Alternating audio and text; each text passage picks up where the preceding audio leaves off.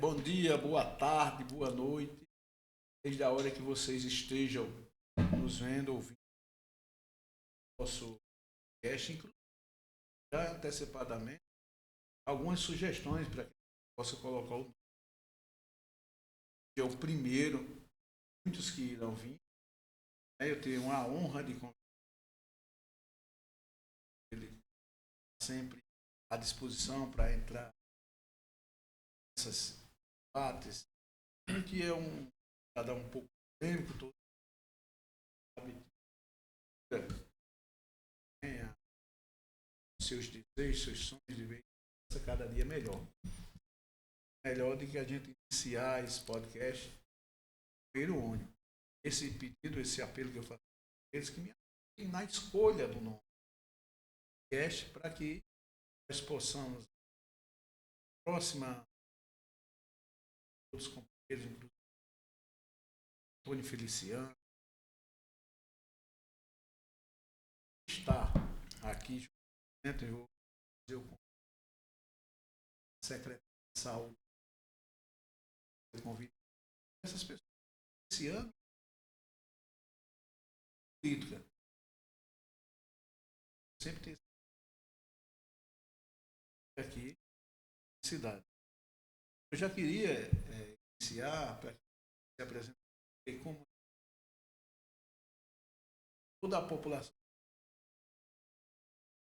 ouviu falar. Porém, nós queremos alcançar inúmeros estados, municípios e até outros países sociais. Então, para que você possa se apresentar com a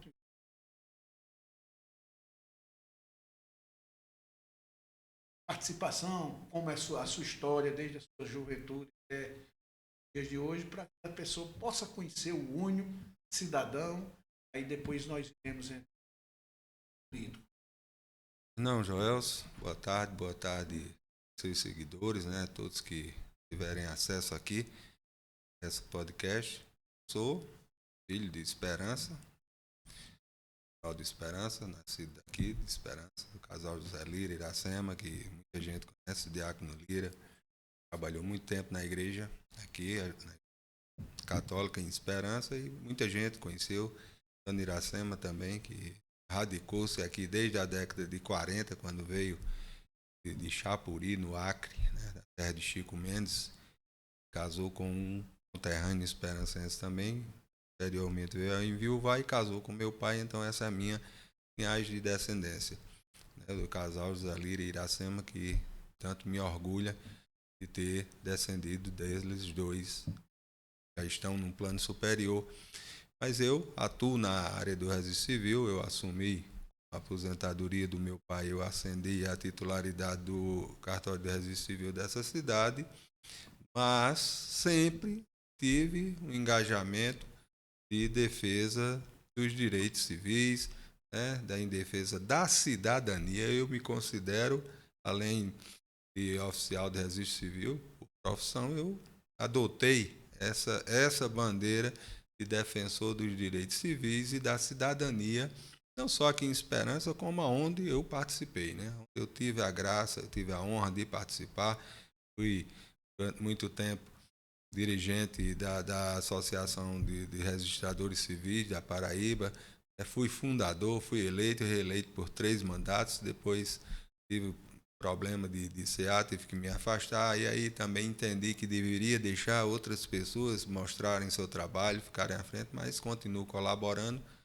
como colaborador mesmo, dou minhas opiniões, ajudando no que eu posso, sempre que sou chamado, sempre que sou convocado, e oferecendo ideias, oferecendo soluções e lutando e participando dos engajamentos da atividade e, paralelamente, como cidadão contribuinte, cidadão que, né, quer ver a nossa cidade sempre avançar, quer ver os avanços, quer ver a política do P maiúsculo, né, restaurada nesse país, que infelizmente é uma realidade, não se pode negar.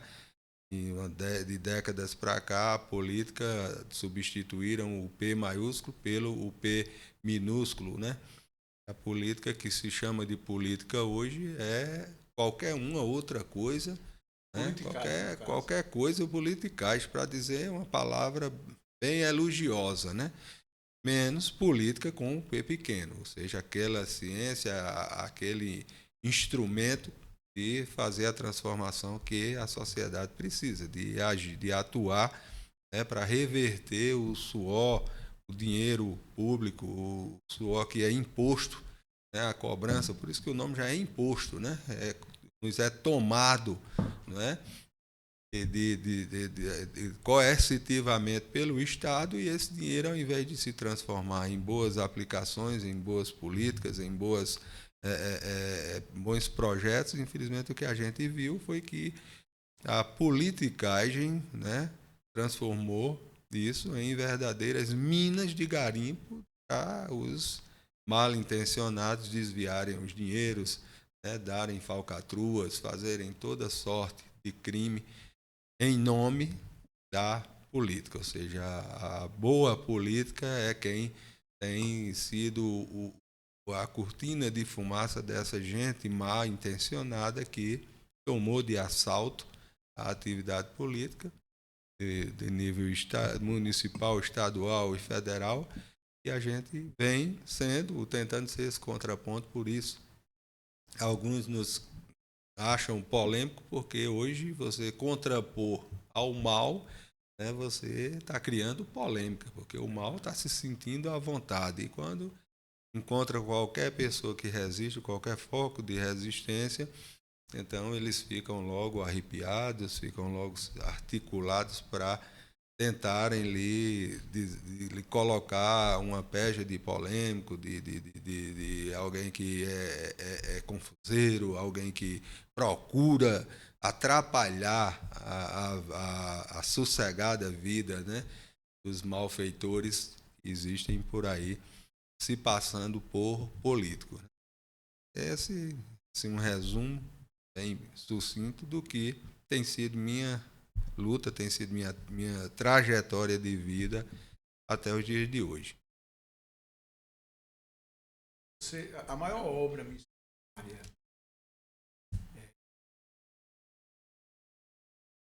da Igreja Católica aqui em Esperança, as maiores obras tinham acesso a São Francisco. Está na situação de conhecimento, história. Você acha que são as críticas? Essa iniciativa do praticamente alugar para garagem, bombeiros, praticamente. E os bombeiros hoje viram fazendo papel mínimo pobre e emprestando. Quer dizer, nós temos aqui no patrimônio privado essa estrutura, mas o prefeito também pegar a maternidade, obra social, que deveria ter um fim diferente, e, enfim, quais são as críticas? Por que isso? Isso é falta realmente de história ou é pura maldade?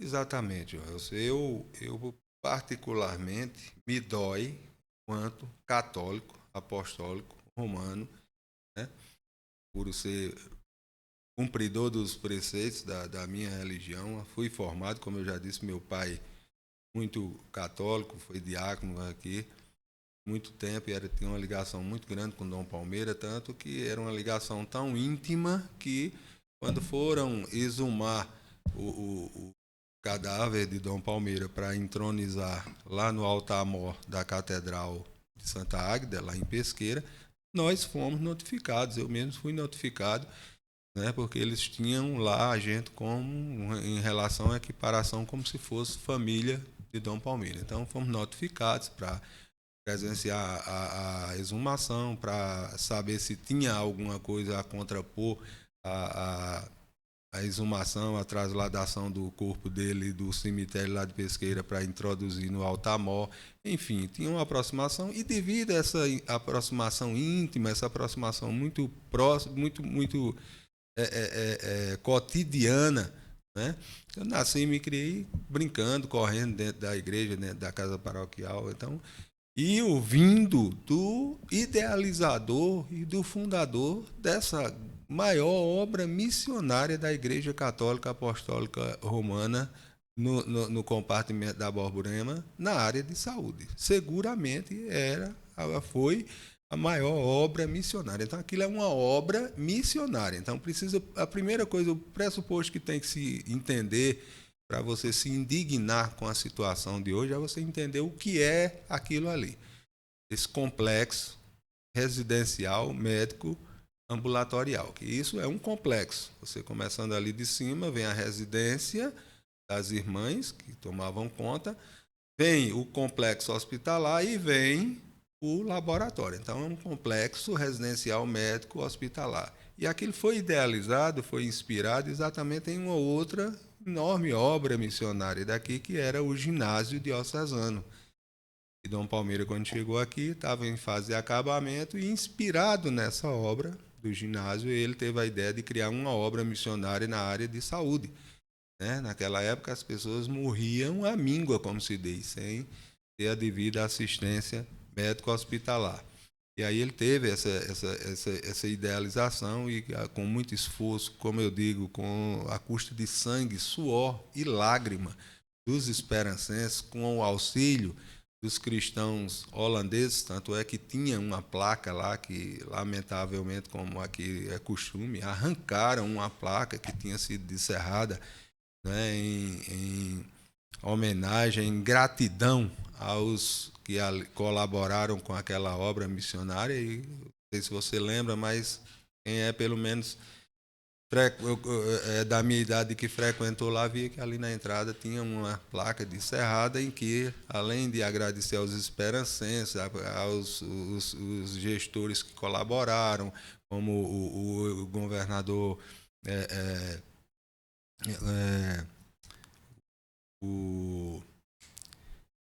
me foge o nome dele, fugiu o nome, que é o avô do veneziano, Vital do Rego, que foi o governador da Paraíba na época. Na época era o governador da Paraíba. Pedro Gondim, chegou o nome. O saudoso governador Pedro Gondim, o ex-deputado e saudoso, de saudosa memória, Chico Soto, Francisco Soto Neto, e também agradecia aos cristãos holandeses que contribuíram para que esse sonho fosse realizado, essa obra missionária fosse realizada. Então, o que é que aconteceu?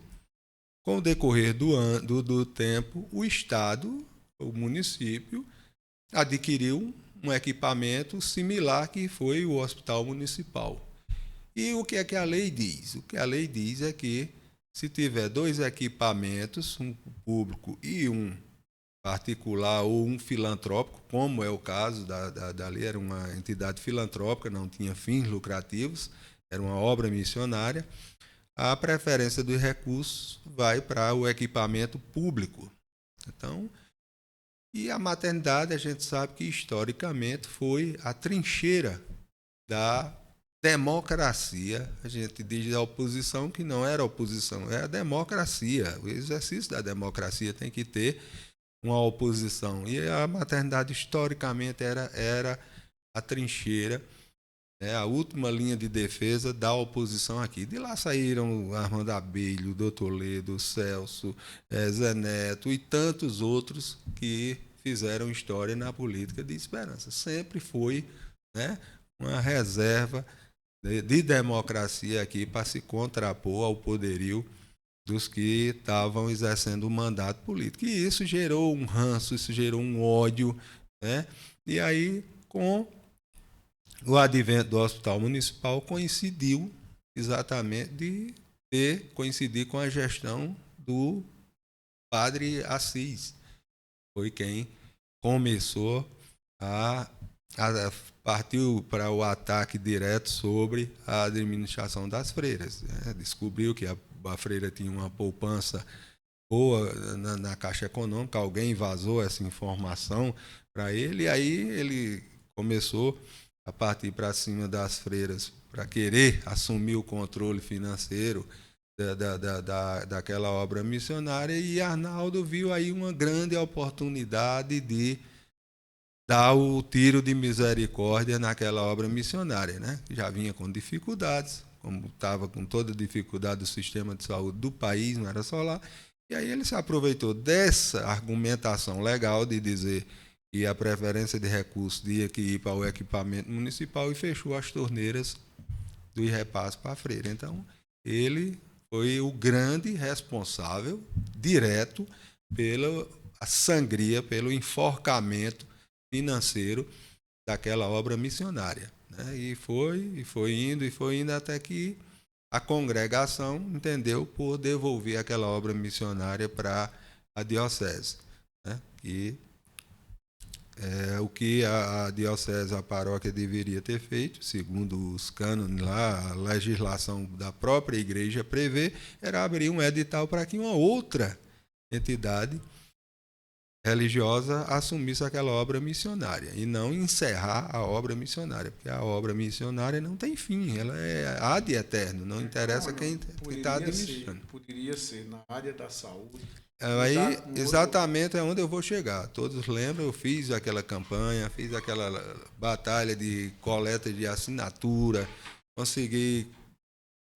Só Deus sabe que sabe tudo, e eu o esforço que foi para conseguir o número de assinaturas necessárias para que se apresentasse projeto de lei de autoria de iniciativa popular para que a gente mudasse a faixa de atendimento da maternidade. Então o segredo era só esse, era ter mudado a faixa de atendimento. Se o Hospital Municipal estava assumindo a parte dos partos, das cirurgias de média e pequena complexidade, os atendimentos ambulatoriais da população em geral, era só ter mudado a faixa de atendimento da maternidade, ter transformado a antiga maternidade no centro de referência da saúde do idoso, que o município não tem. Então, não tem até hoje, e que é exigido por lei. Então, quando fizesse essa troca de faixa, obrigatoriamente o dinheiro destinado à saúde da terceira idade, o município ia ter que transferir para a entidade filantrópica, uma vez que ele não tinha o equipamento. Mas, infelizmente, pessoas que cercavam a própria irmã, né, se contrapuseram porque queriam fazer daquilo uma bandeira política. Eles não queriam resolver o problema. A solução do problema era essa. Chegar e dizer, pronto, Arnaldo, fazer o seguinte, você assumiu a faixa etária dessas coisas aqui, a nossa intenção não é brigar com você, não é confrontar, agora a gente vai atuar numa área, numa faixa em que o município não tem estrutura, não tem equipamento físico para atender. A gente quer assumir a área da saúde da terceira idade. E aí ele não ia ter outra opção a não ser ter que transferir os recursos. Certo? Então, mas quer dizer que, indiretamente, algumas pessoas cercavam a administração com certeza, influenciado. Teve muitos embates, teve muitas reuniões aqui com a irmã Luciana, ela propensa a aceitar, ainda se balançou várias vezes para aceitar, e o povo fazia reunião, botava ela na roda e dava pressão, aquela turma que cercava ela, né, dava pressão na pobre da freira, a freira recuava e ficava no fogo cruzado, sem saber o que fazer, já fragilizada, né, pela saúde, a idade também, já com a mente cansada de tantos anos de dedicação à saúde e esperança. Então, nesse contratempo, eu sei que terminou que a irmã veio a falecer, e aí aproveitaram da oportunidade e alugaram. Mas aquilo não era para alugar. E com um agravante. Diga-se de passagem, aqui isso é muito importante, eu tenho que abrir esse parênteses. Alugado agora, porque agora foi que o compadre Padre Evanilson, com essa mexida aí da prefeitura de fazer essa garagem aí, né, conseguiu formalizar um contrato. Porque até então, e eu estou dizendo porque eu só disse depois que eu me certifiquei da pessoa dele, que quando eu soube, eu fiquei sem dormir. No outro dia, primeira coisa que eu fiz foi mandar uma mensagem para ele. Eu disse: olha, compadre, eu soube de uma pessoa, de uma fonte segura, que aquele complexo hospitalar inteiro é entregue à prefeitura de graça, 0,800. Aí ele confirmou que realmente era. Aí ele disse: não era, mas eu consegui agora um contrato. E isso me deixou, Joelson, indignado. Eu ainda não engoli essa parte aí, porque, para dizer o mínimo, com todo respeito que se deve ter à figura do sacerdote, mas a pessoa, o CNPJ, o CPF do sacerdote e o CNPJ da paróquia não pode se misturar com a unção espiritual do exercício do sacerdócio, mas, para dizer o mínimo, é um ato de irresponsabilidade sem precedentes aqui que eu conheço em Esperança. Alguém que tenha pego uma entidade que sobrevive das doações dos fiéis, sobrevive de esmolas, de campanhas permanentes de doação, pegar um patrimônio desse porte e pegar e entregar para o município, para a prefeitura usar e abusar como bem quisesse, de graça, 0,800, sem pagar nada. Isso ainda hoje está me doendo no juízo, essa irresponsabilidade que foi feita aqui antes desse contrato, que agora, segundo o compadre Padre Evanilson, foi celebrado um contrato aí de 2 anos com a prefeitura, até se ver como é que vai ficar a situação. Porque, inclusive, ele confessou a mim, pessoalmente, que era até um sonho dele, se pudesse resgatar a obra missionária. Está ficando cada dia mais difícil porque estão depedrando o patrimônio, desvirtuando a estrutura, que aquilo foi tudo planejado, construído, estruturado para uma casa hospitalar. Aí, toda hora que eu passo aqui, é uma marretada diferente, é uma parede quebrada, ou seja, estão desvirtuando, desestruturando, desmontando a estrutura arquitetônica que foi projetada para um hospital, e cada dia fica difícil até para se resgatar a obra missionária, né? Que, inclusive, eu sugeri, reapresentei para ele a história de mudança de faixa, e ele até gostou da ideia. Eu disse: olha, a solução daquilo ali é essa, não tem outra, padre. Porque não adianta querer reabrir uma obra missionária na área de saúde, concorrendo com a faixa de atendimento que o município cobre hoje. Então, não tem como sobreviver. Então, eu só vejo ali essa opção. Ou transformar no Centro de Referência de Saúde do Idoso, como foi proposto, como foi apresentado o projeto de iniciativa popular na Câmara, e na gestão do Anderson Monteiro, ele orientou a bancada dele, que era a maioria na época, para rejeitar um projeto de iniciativa popular, o que é um absurdo, né? Juridicamente, você analisando, é como se o dono da casa deixasse alguém cuidando da casa e, quando chegasse de volta, o cara não deixasse mais o cara entrar em casa. Então, o projeto de iniciativa popular é o dono do poder, o povo, dizendo: a gente quer que vocês votem esse projeto, e a Câmara pegar e rejeitar. Isso foi o que foi feito aqui com relação ao Centro de Referência de Saúde do Idoso, que a gente apresentou a proposta. Então, eu só vejo essa saída: ou transformar no Centro de Referência de Saúde do Idoso, ou de uma outra faixa que não tenha dependência. Uma coisa é escolher uma faixa da área de saúde que o município não tem um equipamento, e começar a agir para poder, com os recursos da saúde, tocar a obra missionária para frente. Então, pela sua fala, é que ainda existe uma luz no final do túnel. Não, já que o pároco gostou dessa sua iniciativa. Até porque o contrato foi de 2 anos. Entender como é que faz um... Bom, eu sei, como eu disse a você, desde que eu me entendo de gente, que eu tramitava e sempre tramitei dentro, e sempre, até curiosidade, eu gosto de entender como é que as instituições funcionam, né?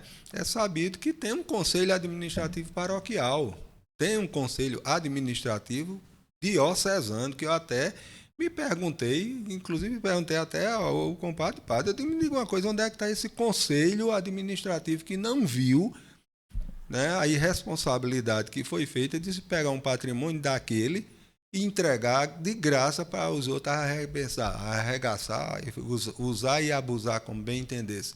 Cadê o conselho gestor paroquial? Cadê o conselho dessa paróquia? Onde é que está? Esse pessoal deveria ser chamado à responsabilidade. Se isso fosse um país minimamente sério, se os católicos tivessem uma educação política, certo? E de cidadania, tinha ingressado com uma ação popular para que o irresponsável por um ato desse fosse chamado a responder. Como é que pega uma instituição que vive de caridade dos seus fiéis, pega um patrimônio construído com sangue, suor, lágrima, esforço hercúleo para se construir um complexo hospitalar desse, chega um cidadão e entrega para outro arrebentar o patrimônio de graça. Entregar ao Estado de forma gratuita, até porque, mesmo sendo alugado, mas o município é quem está arcando essa despesa, para que os bombeiros possam vir para aqui, tendo local. Exatamente. Inclusive, o que nos deixa aqui informado é que tem alguns, bem que ainda colocar o corpo de bombeiros. Existe aqui prédios que são emprestados ao Estado. O Estado que tem uma estrutura bem maior do que o município. Nosso município, apesar de pesar, pobre, você é Estado. Aí você, para trazer uma instituição para o benefício do próprio município, para a região, porque o bombeiro ele vai beneficiar a região, aí o município vem e adquire uma despesa que nós até agora não sabemos qual é o custo real, por quanto foi alugado esse prédio, qual é a despesa se a que intenção... o município está tendo com essa instituição que veio para a Esperança. Benéfica a importância de um corpo de bombeiro, mas não destruir um complexo hospitalar para se botar um bombeiro, tendo outros locais que poderiam ser aproveitados, ser reaproveitados. Né? Esperança tem inúmeros terrenos. Se o discurso é porque... município aqui, inúmeros terrenos do município, que podia ser edificado tranquilamente. Para dar até mais estrutura, porque a maternidade não tem estrutura. Não foi nem projetada para isso. Não foi projetada para isso. Complicado. Né? E a questão, se era reformar uma estrutura, por que reformar uma de um particular, pegar uma estrutura de uma entidade particular, como a Igreja Católica, então pegasse a do próprio Estado, aquele antigo frigorífico lá, e transformasse num quartel de bombeiros lá. Ali dá para fazer um quartel de bombeiro do tamanho que ele quisesse, para atender até o estado inteiro. Não era só a região, não. E esse discurso de que não, porque beneficiou a região, também não cobre a falta, porque a maternidade atendia a região. Se instalasse um centro de referência do idoso para atender a região inteira. Então, por que o Estado não aproveitou? Porque o Estado não aproveitou e instalou aqui em Esperança o centro de referência do idoso da região do Brejo. Pronto. Já que nós tínhamos a expectativa de trazermos a maternidade regional e não conseguiu, e por que não fazer, como você bem disse, trazer para aqui para a Esperança? Então não foi. Por trás de tudo, você vê, quem tem o mínimo de raciocínio, quem analisa friamente as coisas, como eu procuro analisar, fazer uma análise do tabuleiro, olhar por cima, você vê que por trás tem outros interesses. Foi de enfraquecer, de eliminar uma importantíssima obra missionária da Igreja Católica e quebrar as pernas da Igreja, enfraquecer a força da Igreja Católica Apostólica Romana em Esperança. Porque aquilo era força. Você não imagina o tamanho da força política em que se traduzia aquela obra missionária. Você deixar toda uma região liberta, ter uma instituição, uma obra missionária cuidando da saúde, sem interesse nem financeiro e nem politiqueiro. Então, isso era uma coisa terrível para quem fazia política aqui, porque sempre encontrou ali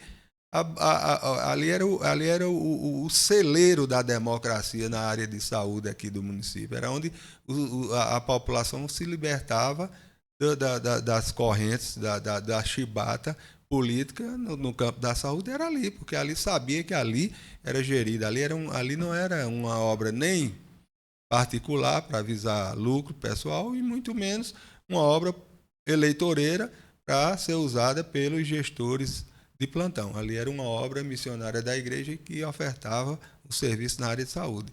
E eles não entendem isso. Então, o primeiro objetivo foi exatamente isso. Eles viram uma grande oportunidade de assassinar aquela obra missionária. Antônio, você é um dos...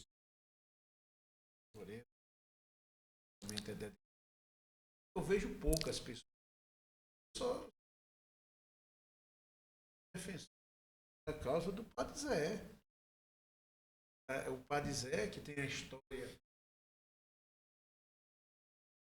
pode ser o primeiro santo. Já deveria estar santo. Já E deveria agora, estar. a gente vê a mobilização da sociedade, esperança para fortalecer essa luta, para conquistar do padre se transformar em santo. Ele é beato? Não. Ainda não. Ainda ele não é nada. Inclusive, o processo que teve início, em 2011, mais ou menos, teve início o processo. O processo já estava na segunda fase, que era a fase de ser encaminhado e foi encaminhado ao Tribunal Eclesiástico de Olinda e Recife, que é o Tribunal Eclesiástico aqui da região Nordeste 2, que se chama, na CNBB, é dividido por regionais. Então, aqui a gente pertence à Regional 2 da CNBB. Então, o Tribunal Eclesial Regional dessa área, que é em Recife, o processo já tinha ido para lá. Eu tenho, inclusive, entrevista do Dom Aldo Pagotto, à época, afirmando, na época fizemos campanha de assinaturas aqui, juntamos documentos, já estava numa fase de encaminhamento. E esse processo deram um descaminho, e até hoje, inclusive, eu estou me programando para aquela caminhada protesto que eu vou fazer, fé em Deus, primeiramente, eu irei fazer, exatamente para clamar dos responsáveis lá, da Arquidiocese de João Pessoa, que é quem foi os responsáveis pelo descaminho do primeiro processo, que ou dê conta desse processo que desencaminharam, ou reinstaure outro, mas não pode simplesmente se fazer um pouco caso que tem sido feito com o processo de canonização de um grande santo como foi o Padre Zé. Que a causa de canonização do Padre Zé, eu digo em todo canto, que a questão do processo tem que ter para ficar formalizado, porque tudo tem que se formalizar, um processo, né? Você, por exemplo, na minha área, vou tomar aqui um exemplo da minha área, você não casa se não formalizar um processo de casamento. Tem que ter um processo para ficar lá arquivado, registrado no livro, saber que tal dia, tal ano, Joelso casou com fulana, Oni casou com Beltrano, e lá vai, tem que ter o registro. O processo é apenas para oficializar o que a igreja deve declarar, porque quem conhecer a história do Padre Zé, quem estudou a história do Padre Zé, quem conheceu o Padre Zé, não tem nenhuma dúvida que o Padre Zé é santo. E eu vou simplesmente aqui, por três simples pontos, eu vou chutar aqui 3 pontos. Vou chutar 3, poderia chutar muito mais. Eu vou dizer aqui 3 pontos, certo? Jesus disse o que ao rico jovem quando foi procurar ele, que cumpria todos os preceitos da religião da época de Jesus. Quando ele acabou de dizer que Jesus perguntou, ele disse: cumpre esse preceito, esse, com tudinho, Jesus. O que foi que Jesus disse a ele? Falta uma. Vá, venda tudo que você tem, dê aos pobres seus bens e abra a sua conta no céu. O Padre Zé fez isso. Padre Zé foi criado por um tio dele, homem de muitas posses, lá na cidade aqui de Serraria, e foi onde ele foi, inclusive foi registrado lá por esse tio rico. Para você ter uma ideia, o tio dele tinha terras aqui em Pocinhos. Será que o cara era abastado? As terras dele vinham aqui, ele tinha terra até aqui em Pocinhos, tinha engenhos em Serraria, tinha propriedades em todo canto. Um homem riquíssimo da época. Inclusive, essa comunidade Mares Pretos, que tem em Pocinhos, não sei se você já viu falar, é uma comunidade bem conhecida que tem em Pocinhos, chamada Comunidade Mares Pretos. E ali foi uma propriedade que esse tio dele, uma das propriedades que o tio dele deixou testamentado para ele. Você sabe o que foi que Padre Zé fez? Vendeu a propriedade e deu tudo aos pobres. Aonde hoje existe o bairro de Mandacaru, ali em João Pessoa, aquilo era uma fazenda de uma senhora chamada Yaya de Paiva, e essa senhora não tinha mais descendente e foi procurar Padre Zé para doar. Ela disse, não doe para mim não, porque se a senhora doar, no outro dia eu vendo e dou tudinho para os meus pobres. Agora eu vou pedir um favor à senhora. A senhora loteia e venda do jeito que puder para a pessoa pagar, e hoje é um bairro em João Pessoa, bairro de Mandacaru. Então, isso era uma amostra do que foi Padre Zé. Então, Jesus já aprovou a santidade dele. Aí eu vou mais lhe dizer uma. Certo? Jesus disse ainda também que se o mundo o odiasse, se você sofresse perseguição por causa dos pobres, você estava no céu. Até preso foi. Pouca gente sabe disso. Quem lê a história dele vai ver. Quem lê a biografia dele vai ver. Foi preso, acusado de ser comunista. Acusado de ser comunista, porque ajudava os pobres, porque defendia os pobres, porque lutava pela causa dos pobres. E para encerrar, o evangelista João, quando encerra lá os evangelhos, ele diz que quem perseverar até o fim será salvo, na palavra de Jesus. Padre Zé, 3 dias antes dele morrer, foi o último dia de finado que ele conseguiu esmolar, sem os médicos querer, ele foi contra a vontade dos médicos para a porta do cemitério da Boa Sentença, lá em João Pessoa, esmolar, pedir esmola para doar para os pobres. Teve um arcebispo de João Pessoa, que inclusive está lá, esse trecho do discurso dele está na biografia, de uma das biografias de Padre Zé, e ele diz, Dom Adalto disse que Padre Zé, resumia Padre Zé numa frase: o padre que não tinha casa para morar e dava casa para os outros. Não tinha dinheiro para cuidar da própria saúde e cuidava da saúde dos outros. Então, e morreu fazendo isso, ou seja, perseverou até o fim. Então, é só a questão da canonização do Padre Zé passa por 2 caminhos: a divulgação da vida, da obra, do sacerdócio dele, né? A defesa do evangelho que ele defendeu com a vida, porque pregar no altar, chegar com uma folhinha, como eles fazem hoje, tirada da inteligência artificial, uma folhinha lá, fazer aquele discurso, é muito bom. Eu quero ver você pregar o evangelho com a vida. Que segundo São Francisco de Assis, o maior sermão era a sua própria vida.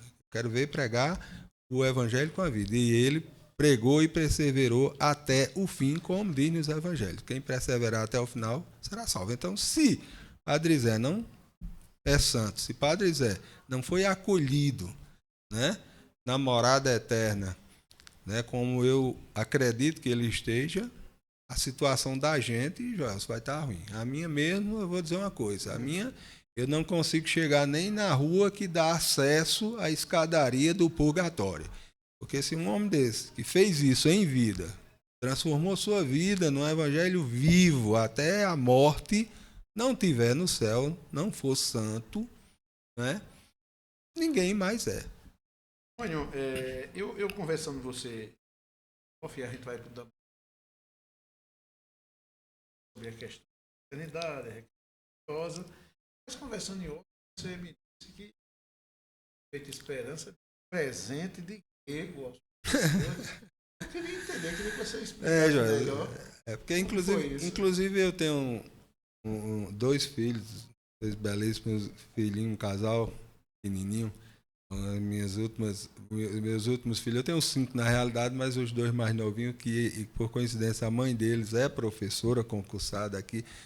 Quando eu disse isso para ela, ficou pálida, porque ela chegou toda contente com que tinha ganho um notebook da coisa. Eu disse, está certo, agora vocês só esqueceram de uma coisa, que aqui ao redor, todos os municípios fizeram o rateio do Fundeb e deram 13, 12, 15. Teve município que chegou a R$70 mil de rateio para cada professor. Sabe quanto é o preço do notebook desse? Que por coincidência eu tinha comprado um idêntico. Eu disse, pronto, eu comprei um, R$3 mil. Pronto, ele pegou aí, eu vou botar uma média pelos municípios aqui vizinhos, vocês iriam ter aqui direito uma média aí de R$15 mil de rateio, ele pegou os 15 mil de vocês, comprou um notebook de 3 e ficou com o troco e vocês estão todos felizes da vida. Então isso é o famoso presente de grego, né? Isso é o famoso cavalo de Troia. Mas, olha, isso é falta, de certa forma, de conhecimento, talvez, infelizmente. Mas né? aí a pergunta é, cadê o sindicato? Cadê a oposição, Joelson? Cadê a oposição? Né? O sindicato, eu até sou muito amigo de Adriana, eu disse a Adriana, vocês deviam coisar isso, mas é muito difícil, que o pessoal não alcança isso.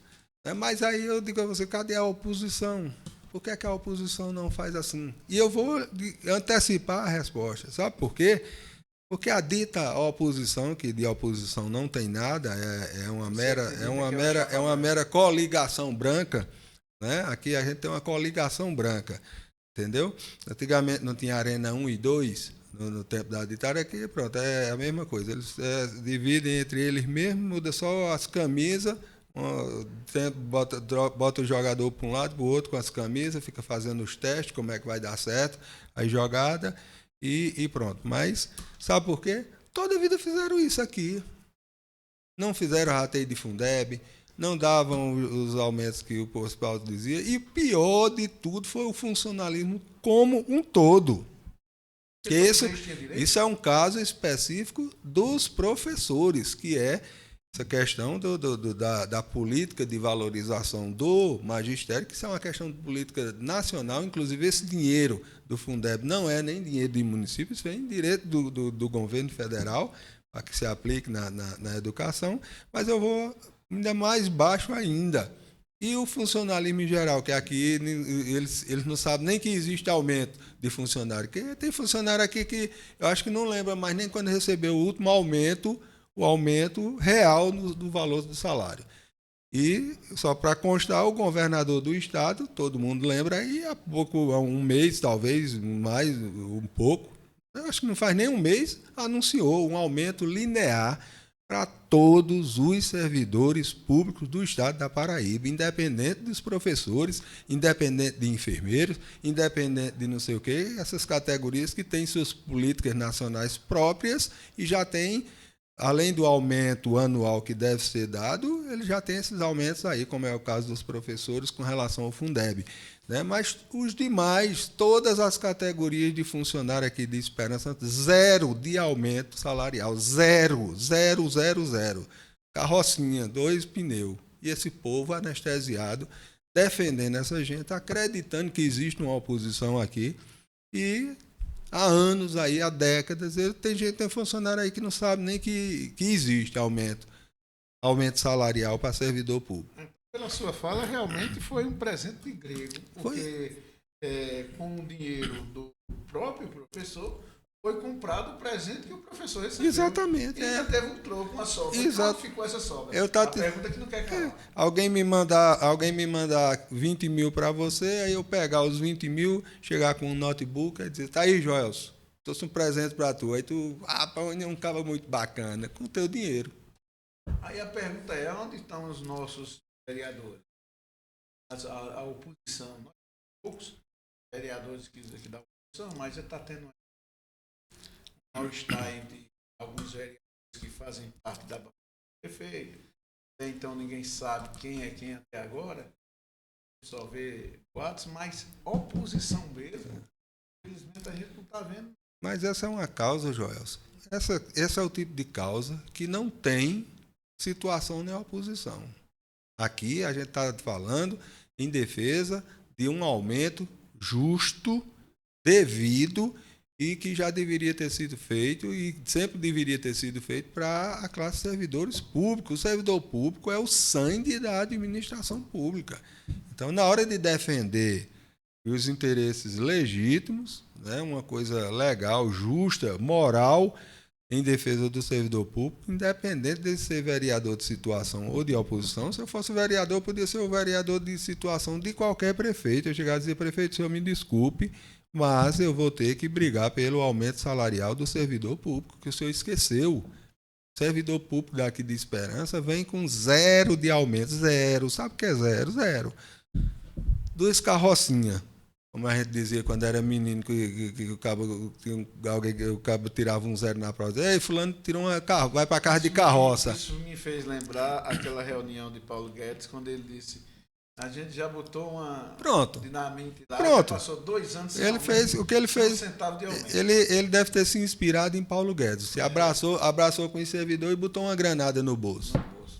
Você se abraçar com o cara e botar uma granada no bolso. 0 de aumento. Olha, eu sei que você não é fulião. Você, como eu, a gente só vê passar o cachorro do Carnaval de Esperança. Até porque, se nós analisarmos direito, aí vai ter que cobrar dos vereadores quais foram os custos, e principalmente por um incidente que houve nos últimos dias, né? Foi proibido que o médico pudesse trafegar nos arrastões. A pergunta que não quer calar, esse problema ele não é novo. Já foi em períodos anteriores proibido, porque tinha que esse problema não já era para ter sido solucionado, não já era para ter resolvido. Inclusive, o Carnaval perdeu bastante o seu brilho, porque o arrastão mais importante que teria seria das crianças, né? Que tem um movimento grande, inclusive nós temos ambulantes que estavam na expectativa de vender seus produtos através desses arrastão, e esse arrastão talvez não tiveram a preocupação do problema que já vem. Exato. Que é o corredor da folia, né, que eu não consigo entender qual foi o problema, é que houve 4 arrastões que antecipou os 2 últimos.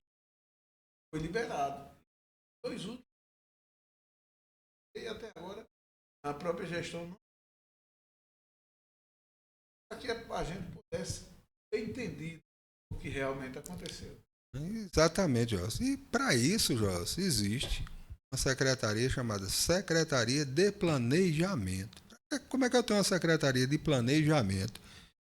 Todo ano, como você disse, tem problema de trajeto de trio elétrico aqui e não se soluciona. Então, só tem duas opções.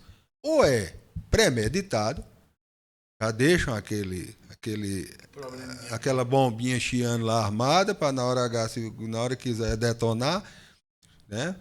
Para estancar os arrastões. Ou é incompetência, que eu não quero acreditar que seja incompetência, porque eu não sei se ainda é, que eu sabia que era o doutor Aldalécio, né? Um cara altamente competente, um cara altamente planejador, que gosta de planejar as coisas, né? A gente que conhece ele sabe como o Aldalécio é meticuloso, gosta de preparar, de reunir, de antever as coisas. Eu não acredito que seja incompetência, eu acredito que tem algum outro porém, né? Mas, enfim, tem esse caso. Inclusive, um dia ou 2 antes do início dos festivais, eu ia passando por coincidência na rua e vi o prefeito em cima do trio, comandando a inspeção. A inspeção, eu também observei, fazendo todo o trajeto, né, em cima do carro, e era uma coisa fabulosa, e reproduzindo na mídia da prefeitura, que é outra coisa absurda, né? Absurda, eu não tenho nada contra. A história do pão e o circo, né? Exatamente. Vivem no fantástico mundo de Bob. Quando quem acompanha a mídia da administração municipal acha que a gente mora em Tóquio, né, em Pequim, né, em Dubai, Nova York, por aí. Mas quando você E a realidade. planta o pé na cidade. Você já pensou a decepção dos foliões que vieram de fora? Vem muita gente esperando essa cidade que influencia a região inteira. Chegar aqui, aí tá quatro gatos miados pulando na porta da frente lá do chuveirão, com o trio parado. O pessoal veio para o arrastão. Passaram a maior decepção do mundo, né? Sem contar a outra face, né, da história do arrastão, que eu acredito que se essa briga fosse para valer, eu até comentei com você, cheguei até a lhe mostrar a mensagem que eu passei para Nobinho, se essa briga fosse para valer, o Grupo Almeida, que hoje é quem lidera as massas aqui, quem lidera, bota o povo na rua, bota a hora que quer, bota o dia que quer, tinha feito um arrastão para desmoralizar com o prefeito Tiago, para mostrar quem era que mandava nos votos. Isso aí é óbvio, é lógico. Inclusive, eu propus isso a Nobinho, você viu, eu lhe mandei a mensagem, eu disse, não, Nobinho, passa, como você disse, eu não sou folião, eu realmente não sou, mas eu fazia questão de ter ido nesse bloco, para eu ver o tamanho desse bloco, que tamanho seria, que eu garanto a você que faria uma arrastão 3 vezes maior do que o que o prefeito conseguiu colocar nos dias que teve arrastão. Eu estive vendo aqui os cortes na imprensa e comparando com os arrastões do ano passado, eu tenho certeza que se o Grupo Almeida, né, liderado aí pelo o grande gato mestre, o Bebel Almeida, que diz que é o grande arquiteto, é o grande planejador, é o grande articulador desse grupo aí, iria botar 3 vezes mais, teria feito um arrastão para ficar na história de Esperança. Ia ser a primeira vez que o arrastão da prefeitura ia perder para um arrastão privado. Então, ia ser até uma vergonha a ser notícia a nível de Estado. O prefeito faz arrastão e perde em número de foliões para o arrastão que foi feito pelo seu antecessor e adversário hoje político. Já pensasse essa vergonha para ele? E para Nobinho era muito bom, porque ia ser um grande reinício, impulso na candidatura dele, que está um pouco baixa aí. A gente tem que reconhecer, voto nele, mas tem que reconhecer a campanha dele para deputado realmente está patinando, não decolou ainda. Eu tenho lá minhas dúvidas se realmente faria um PO, mas como não foi feito, então a gente não pode fazer, pode ver o potencial. Eu acho que essa foi muito pertinente quando porque realmente era preciso mostrar para que veio. Todos os políticos estão em campo já há mais de anos. Pois é, vê aí. Então, será se realmente o Robinho vai ser? Será se ele vai ter para ser até então? Porque muita gente disse, não, mas será se o dinheiro resolve? Eu vi candidato a vereador aqui. Pois é. Faltou o produto. Qual é o produto? O voto. O eleitor tem o eleitor tem que sentir o interesse, o carinho, o afeto dele com ele. Você já pensou o cabo que vota em Nobinho, que se quis brincar carnaval aqui, teve que brincar agarrado com o Arnaldo Monteiro ou com o Tiago? Não, com o Tiago. Sei, como é que eu vou votar em Nobinho e quero estar pulando carnaval agarrado com o Arnaldo nem com o Tiago? Arnaldo participou dos eventos da prefeitura, mas ele não fez. Antigamente ele. Pois é, não fez. Cadê o Bloco da Saudade? Não fez. Você está vendo como não existe oposição aqui, é um arranjão aqui. Né? É um arranjão. Cada dia a gente é mais que isso é uma chapa branca. Mas essas eleições, os cabos eleitorais, assim, a cada dia, uma semana aparece com um candidato, outra semana aparece com outro. Só que me deu o estalo. Você lembra que o que impulsionou, o que deu foi o pontapé, a grande largada da eleição de Armando Abílio para deputado estadual, foi o Bloco do Jacaré. Ledo ganhou a eleição em 88, no Carnaval de 89 botamos o Bloco do Jacaré na rua. É assim que se faz. Então o Nobinho era para ter feito isso. Era Armando ser o mais votado, não só em Esperança, como pois é. Foi um dos deputados mais bem votados da época. Eleição como deputado estadual. E daí. Fazia o bloco aí, juntava os vendedores. Na campanha eles não faziam isso, trazia no meio da semana, mandava os vendedores voltar, soltava.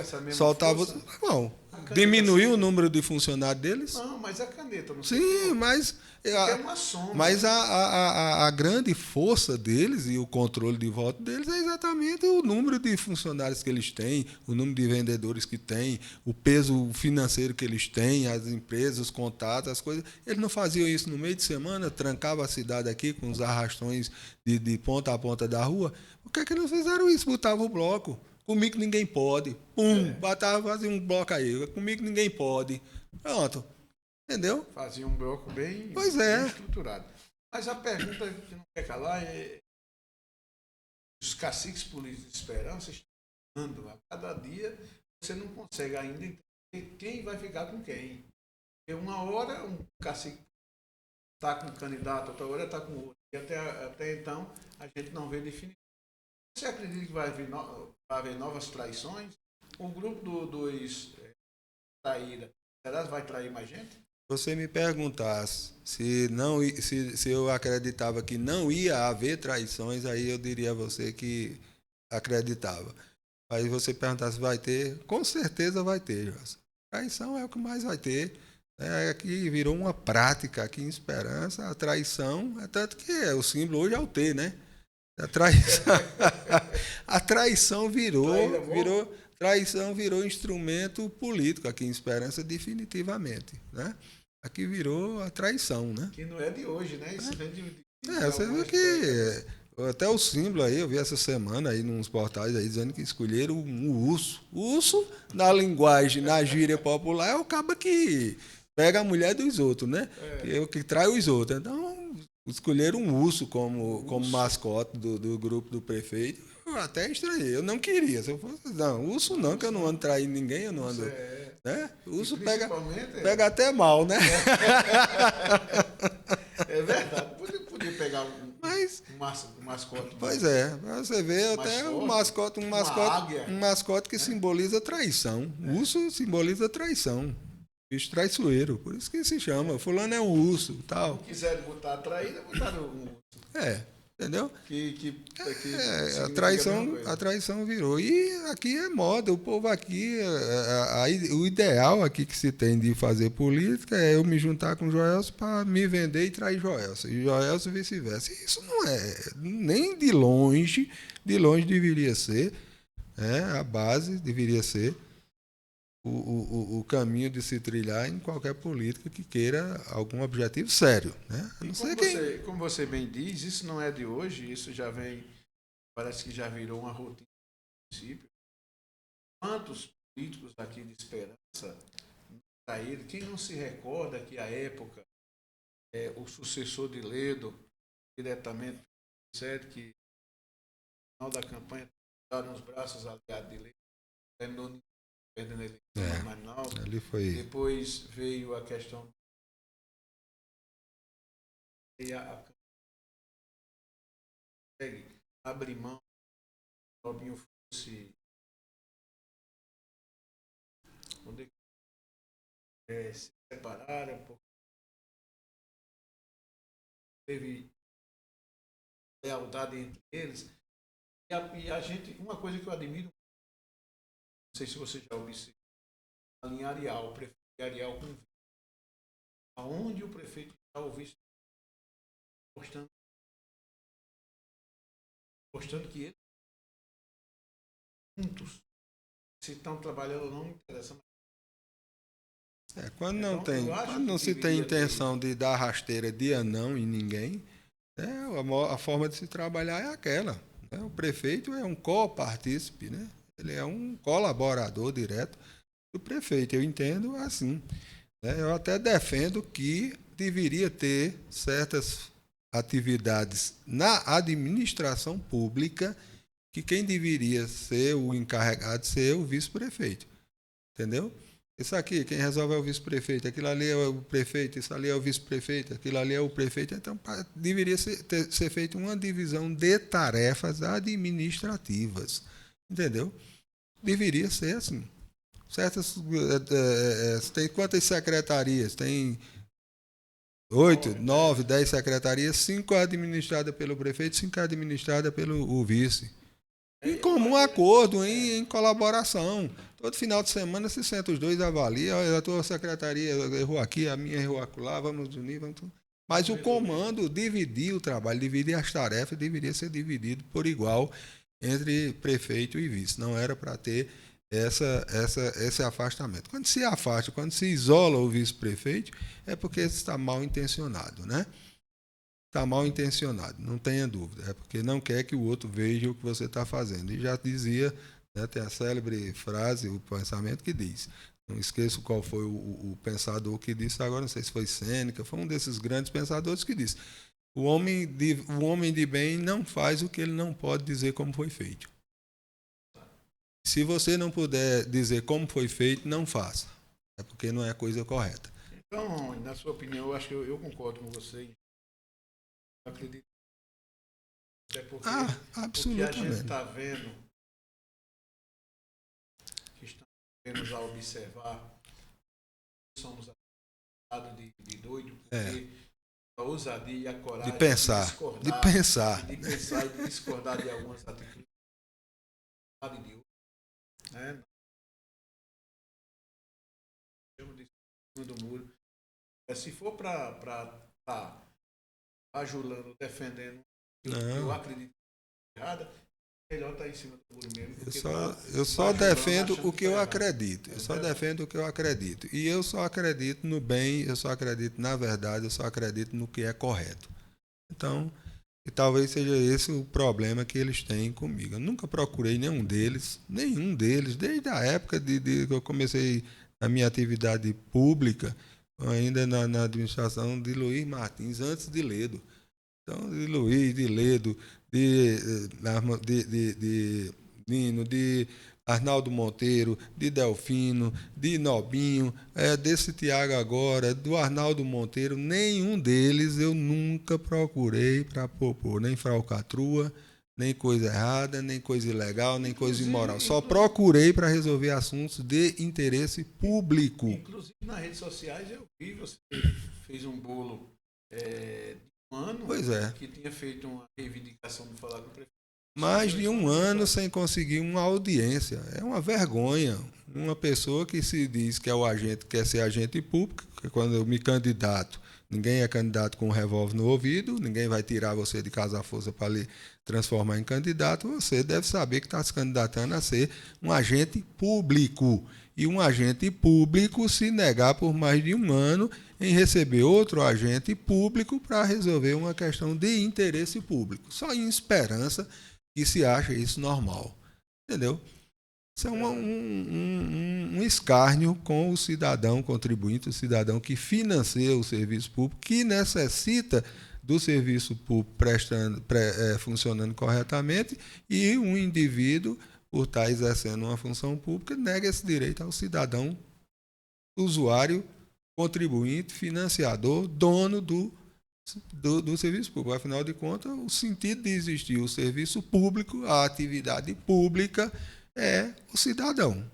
O objetivo maior, o maior responsável, o maior interessado, o maior patrão da atividade pública é o cidadão, o usuário.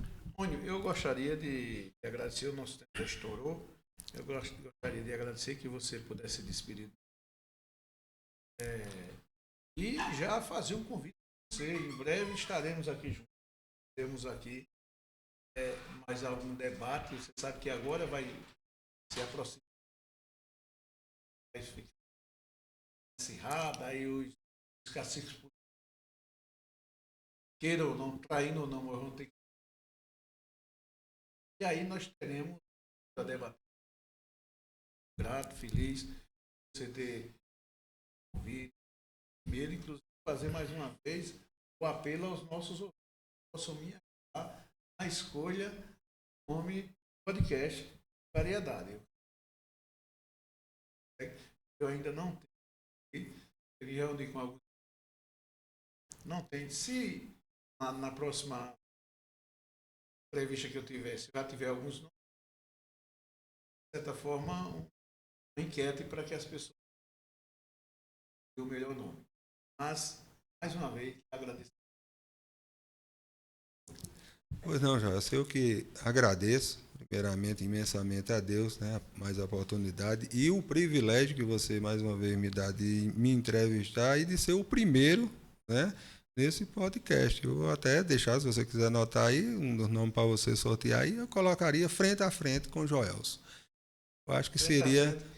Eu tenho cara entendeu? a cara com variedade. Então, Pronto, aí frente frente a já é frente bom. com o Joelson, que já fica parecido, né? Podcast, O podcast frente a frente e o da rádio cara a cara, né? cara a cara. Então, Que, inclusive, quarta-feira, amanhã, você está, quarta-feira, você vai estar no Variedade para que nós possamos continuar esse debate sobre a história de esperança da qual você é um conhecedor. com muita honra, Joelson. E o que eu desejo era que tivessem mais e mais e mais pessoas polêmicas como eu para tratar e lutar pelas melhorias que a cidade precisa, né? Do aperfeiçoamento da política e da atividade pública no nosso município e no estado, no Brasil, enfim, avançar, melhorar. Né? Eu teria vergonha se eu estivesse polemizando, lutando, brigando por coisas que fossem atrasar a cidade, fazer mal à cidade, como muitos fazem. Aqui não falta gente que luta para derrotar a cidade.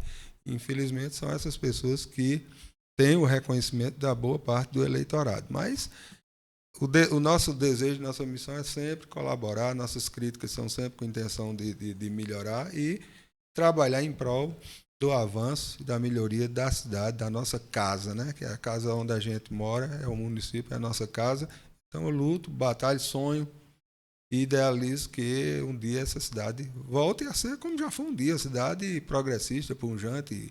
É só você fazer um recorte de memória, cidade que há 60 anos se fazia um complexo desse, uma cidade que há 60 anos se fazia uma obra daquela como o ginásio diocesano, né? Uma obra que há mais de 100 anos se construía uma matriz do porte daquela e hoje a gente não consegue construir uma nova matriz, tendo um terreno aqui já reservado, que outro programa a gente poderia tratar desse assunto também.